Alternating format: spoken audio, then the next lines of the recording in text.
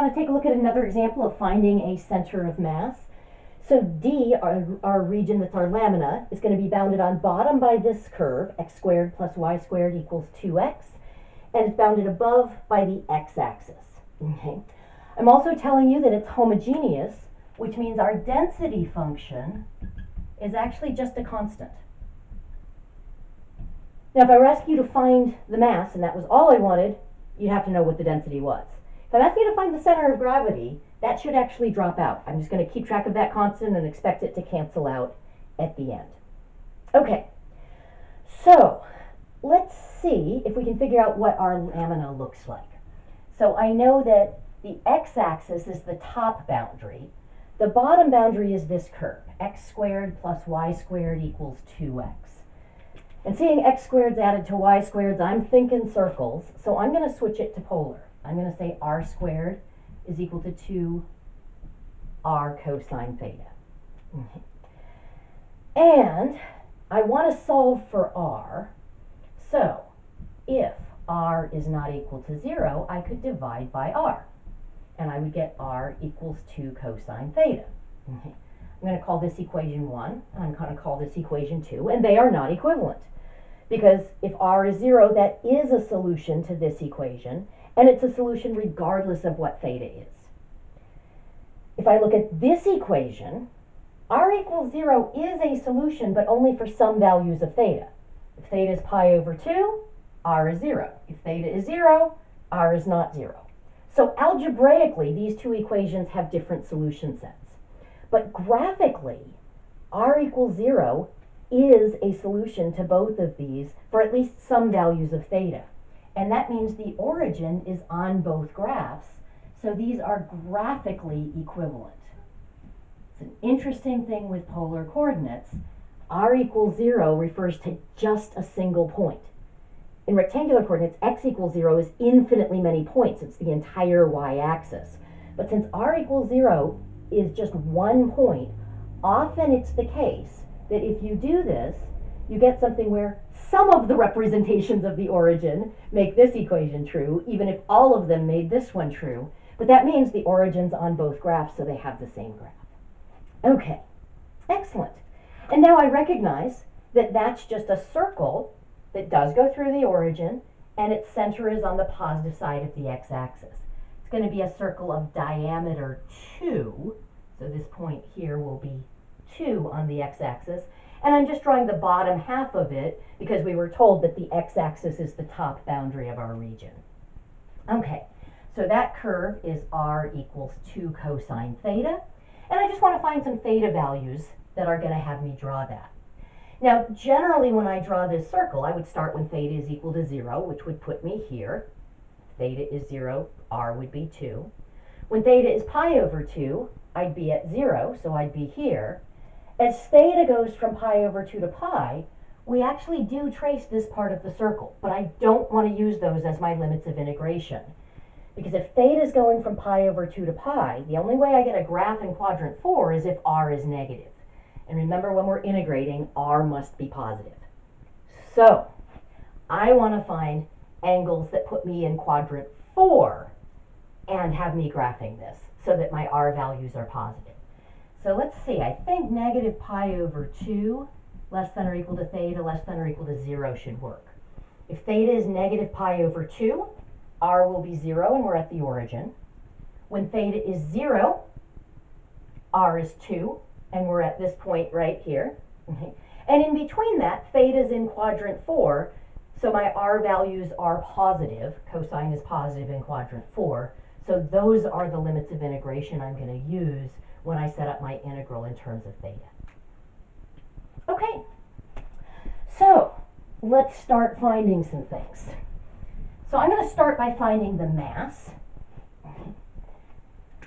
Now I know the mass is just the double integral over d of the density function dA, but the density function is constant. And so that means that what I'm getting is that density multiplied by the area of d. And since d is half of a disk, I can get that without doing any integration. This is just going to be rho times 1/2 times pi times my radius squared. Now do be careful. The diameter is 2. That means the radius is 1. Okay. So this is going to be rho pi over 2 is our mass. Kind of cool. Okay. The fact that the density function is constant is also going to help me out because I can get x bar by inspection. When I've got a homogeneous lamina, the center of mass is just the center of the object. I can see I've got some symmetry. Now it's not about an axis, it's about the line x equals 1. But if I draw a vertical line at x equals 1, that clearly cuts this in half so that half of the area is here, half of the area is here, and if the mass is equally distributed, that means half of the mass is on either side. So x bar is going to equal 1 by inspection. Kinda cool. So all that's left is for us to find y bar, which is m sub x over m. So that's going to be 1 over the mass. The reciprocal of the mass would just be 2 over rho pi times m sub x is the double integral over d of y times the density function dA.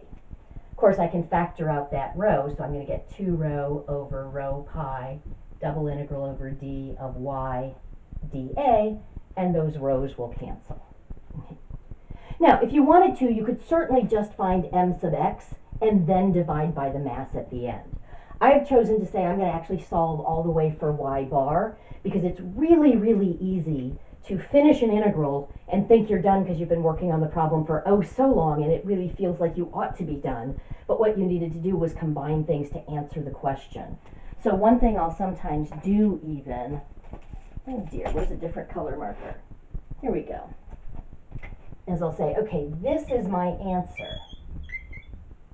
I've figured out that x bar is 1. I need to fill in y bar, and I've now physically got a place where I'm going to put that when I'm done.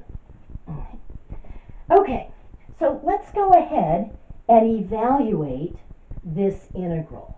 So I've got to do the double integral over d of y dA.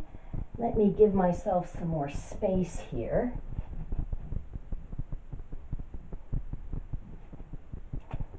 So I've got y bar is 2 over pi double integral over d of y dA.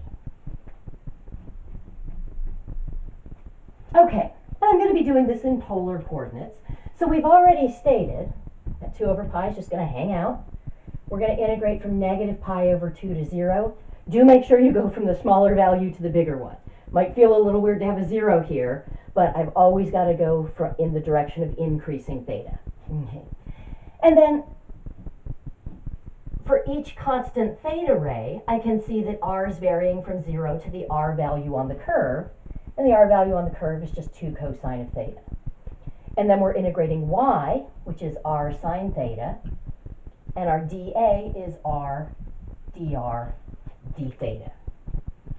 So that's going to become 2 pipes, integral from negative pi over 2 to 0, integral from 0 to 2 cosine theta, r squared sine theta dr d theta.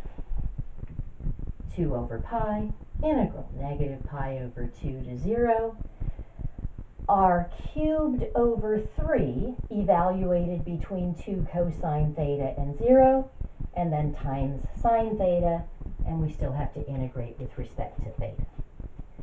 So that's going to be 2 over pi times the integral from negative pi over 2 to 0, 8 cosine cubed theta over 3 times sine of theta d theta.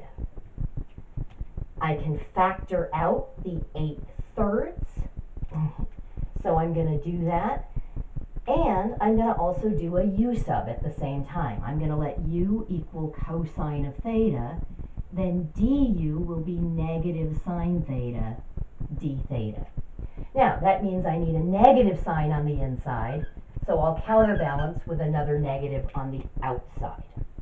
Okay, let me give myself some more space here, and then we will finish the problem.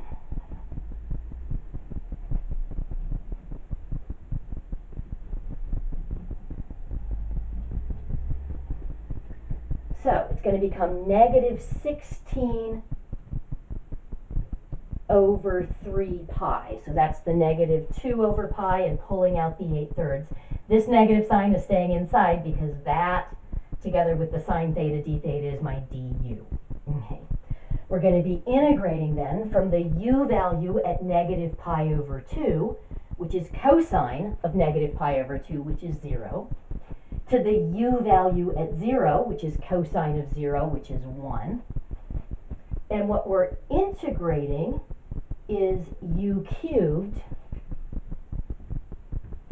du. So I will get negative 16 over 3 pi times u to the 4th over 4, evaluated between 1 and 0. So let's see, I can cancel.